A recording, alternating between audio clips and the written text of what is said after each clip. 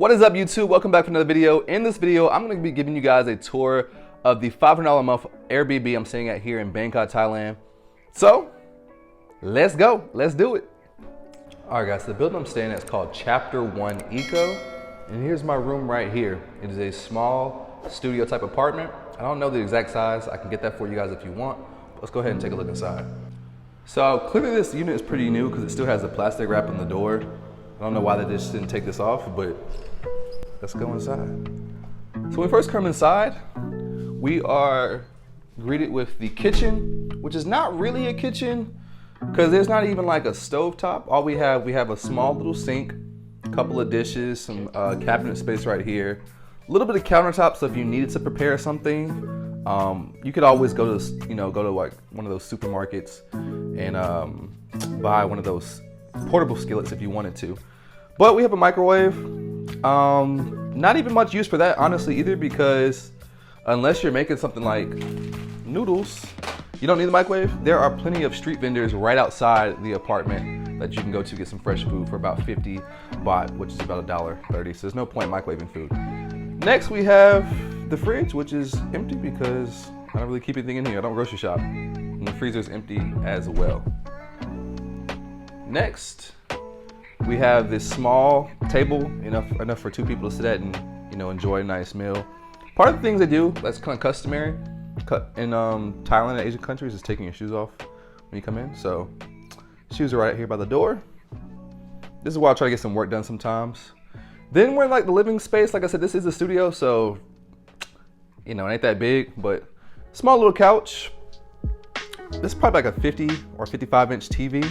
So that has came in handy. I brought my HDMI cord and my Fire Stick so I can watch like YouTube and stuff throughout the TV or want to watch some shows. Next, we have a balcony. Slide this right open. Right now, today I'm washing clothes. So one of the interesting things is that, while apartments come with a washer, they don't come with dryers. I guess it takes up too much space. So if you look across like here, you can see most of these apartments, or pretty much all of them, have their clothes outside drying, and that's pretty much the normal thing out here in Thailand. Now this building does have dryers. Guys, the little thing is not connected, but it's all gonna drain anyway. But yeah, that should be fixed. Anyway, so I got my clothes out here drying right now. They're still pretty wet because I just started I just washed these last night and took them out this morning. But yeah, we got some more clothes in the washer machine. Down here, let's see if we can zoom in some. These are the different like street vendors.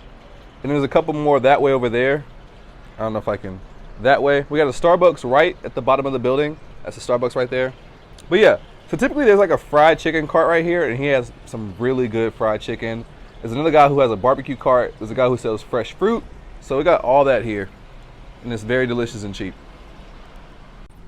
All right, we're coming back inside. One of the things I want to mention that's interesting about apartments in Thailand is that they come pre-furnished. Now this is an Airbnb, and I'm not staying here long term. I booked it for my first 30 days, but apartments do come furnished. They come with a TV, the couch, the bed, probably the pillows you gotta add. I don't know if they came with these nightstands or not, but yeah, so apartments already come furnished. So as we step into here, we now are in the bedroom area. Got our nightstand. This is probably about a full-size bed. It's not the softest bed, but it's actually not that bad. If you like firmer beds, that's definitely what this is. The first time I sat on it, I was like, this is not comfortable, but then I've been getting pretty good sleep, so I can't complain. So to kind of separate the two rooms, if you wanted to, you have this sliding glass door that you can close all the way shut. And it kind of breaks off the two rooms. So now, we have a living room, kitchen area, and now we have a closed off bedroom. So it feels, even though this is a studio, it kind of gives it like almost like it's a one bedroom feel. But I mean, if you're just like a single person, solo dolo thing, like this is pretty much all the space you need. Like, my apartment in the States was actually about 1,200 square feet. So it's pretty big, 2-bedroom. I mean, the kitchen alone was probably, the kitchen dining room was probably as big as this whole apartment. And my living room was like definitely as big as this whole apartment is. So in here we have a window that opens up a little bit. You can push it out if you want to get some fresh air. I don't know how fresh the air is out here in Bangkok because it's a lot of like pollution and stuff. But anyway, so that opens right up. I've had it open for most of the days, but I have this AC on. Closet space right here. I have my suitcase and stuff in here right now, nothing exciting. So, yep. The apartment has 2 AC units, so if you don't want to run both, you want to like, that's why another reason why you can close off this room is so, you know, it will take less energy to cool this room right here. So we got one in here, and then we have one in the living room area. So depending on what area you're sitting in, you can have it on. Last but not least for the apartment is the bathroom. So comes with a shower. The only annoying thing about the shower is that there's no doors or curtains. So when you take a shower, water literally like comes over the edge, so it gets wet all on the floor every time you shower. Toilet with almost like a bidet for your boudet. So, you know, you can get some power action, you know, between those cheeks with that little sprayer. And obviously the sink and a little mirror right here and some more cabinet space under there. So very short tour of the interior of the building, but I will get you guys some footage of around the premises, the campus of this apartment complex, Chapter 1 Eco. One of the nice things about here is that they do have 24/7 security. So you definitely you will feel safe here. They have a 7-Eleven on the premises as well. As a matter of fact, let's go ahead and take a look at all those things right now.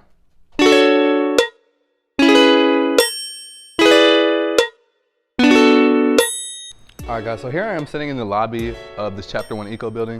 Let me close this door.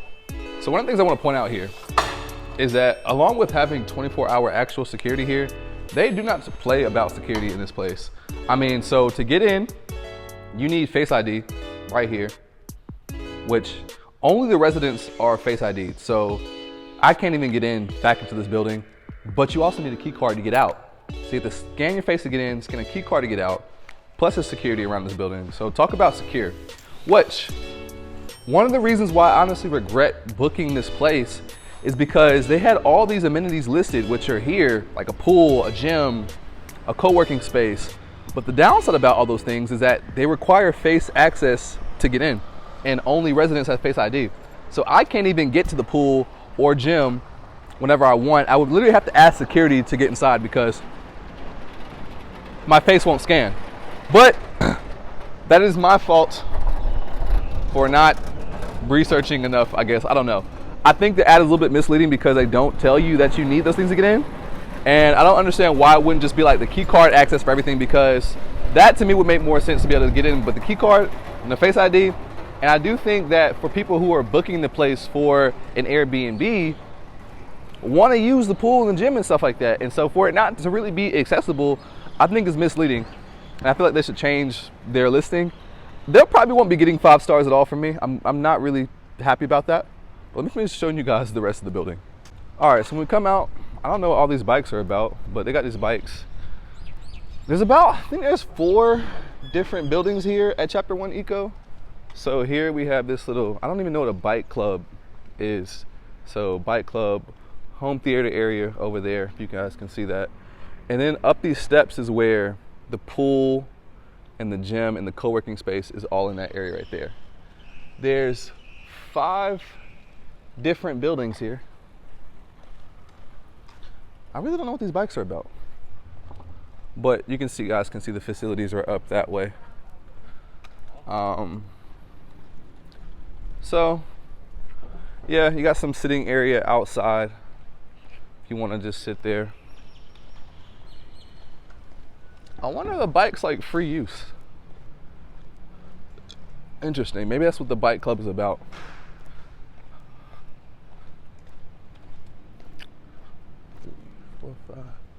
There's actually 6 buildings here. 1, 2, 3, 4, 5, 6. Yeah, 6 buildings.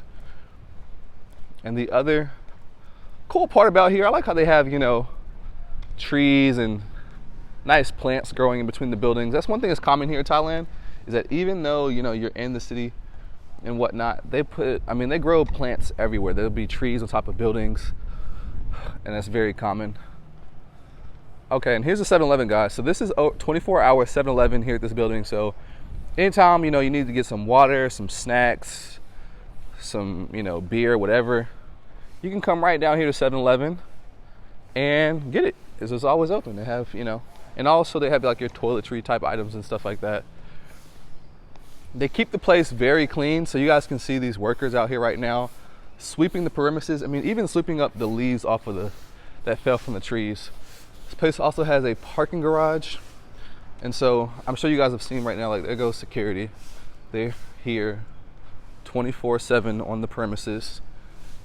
And everyone here has been like friendly, so that's another, you know, nice thing. You always want to be around friendly people.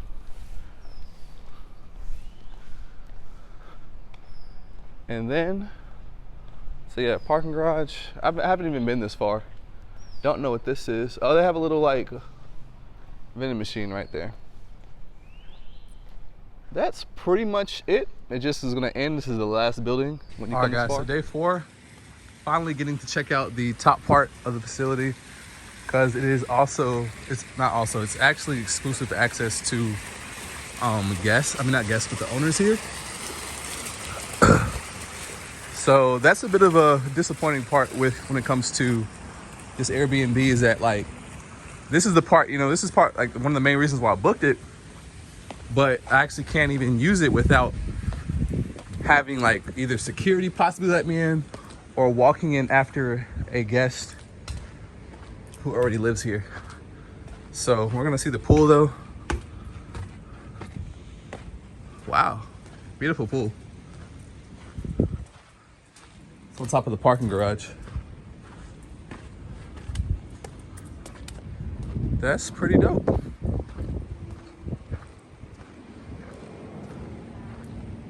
That's a pretty cool looking pool they have here. Looks like they have a couple, I don't know if those are jacuzzis over there or what, but that is pretty dope.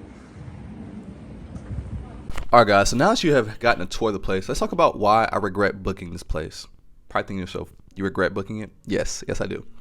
The reason why is because, so let's start with this. You guys seen the video footage, you guys seen of the pool in that upper area? The only way I was able to get that is because I basically kind of like snuck in. You have the Face ID scan to get in there, right? But the door wasn't fully shut, so I just walked in and was able to, you know, capture that footage. And this actually wasn't today either. I did that like a few days ago. And to get out, you have to scan back out, so I had to actually get security to scan me back out. But I regret booking this place because the amenities listed, I thought I would be able to freely access as an Airbnb guest. But unfortunately, that's not the case. So I can't just go up to the pool or the gym or the co-working space whenever I want, which is the exact reason why I booked this place. I booked it so I would have a co-working space to go to. So I would have a gym that I could access every day so I can continue to, you know, get my workouts in. And a pool so I can relax. Those are the 3 reasons why I booked the place. And I can't access any of those things. So booking this was a complete regret. I'm actually in the middle of talking with Airbnb right now to see if I can get a refund, or at least a partial refund, and go somewhere else, because while the place is a nice building, good security, you know, the room isn't bad, it's not what I booked it for. And that's not also not the only thing too. So if I had to go list by list, I mean like mark by mark, point by point, number 1 is the amenities. That's what's really like why I'm not happy about this place. Number 2, this isn't even the same room that was listed in the picture. Number 3, the elevators that you guys seen that I scanned out of, you have the Face ID to get back in. If I go out at night, I have to wait for an an actual resident who lives here to hopefully come through that door or be going at the same time so I can go in with them. And then I have to scan into the elevator. So my key card doesn't really do much of anything. It only gets me out of the elevator and to my floor. So it's a bit inconvenient staying here based on the reasons I wanted this room for. And then my last thing about this listing was that they didn't mention that after you got here, it'll be another 3,000 baht deposit for the electricity. Now, I looked at other Airbnb listings before I booked this place, and that was common amongst certain ones. They said that, you know, there will also be a blank deposit. it was in the listing. My problem with this listing is it said nothing about having to pay additional costs for electricity. With that being said, I wouldn't have mind the additional cost if it was listed. But also, I wouldn't have minded at all if I would have gotten the actual amenities that I booked this place for. Like, they show this nice place with, you know, beautiful pool and all this stuff, but you can't use it, so it might as well not even be in there. So that was a bit frustrating. So hopefully Airbnb gets back with me and they side with me and I can get a refund and go somewhere else. But I do regret booking this place for 30 days because there's no way, like, I don't want to be here for the remaining time period I had this place for. I want to go somewhere else where I can actually use the amenities that I would like to use. Here, I just feel like it's a waste. So yeah, hopefully that gets resolved. I can go somewhere else and I would be happy. Other than me not having access to amenities, the place isn't bad, and I would have loved to leave them a nice review, but unfortunately won't get one because I just think the listing is kind of deceitful. The only upside has been that there's some good food spots right close by, right outside the building I can go eat at. So that has been keeping me busy, is eating. But anyway, guys, I hope you like this Airbnb tour. Once I change locations, I'll do another one for you guys. And hopefully at this next Airbnb, I'll be able to get access to everything I'm looking for. Anyway, guys, don't forget to like, comment, subscribe. I'll see you in the next video. Peace out.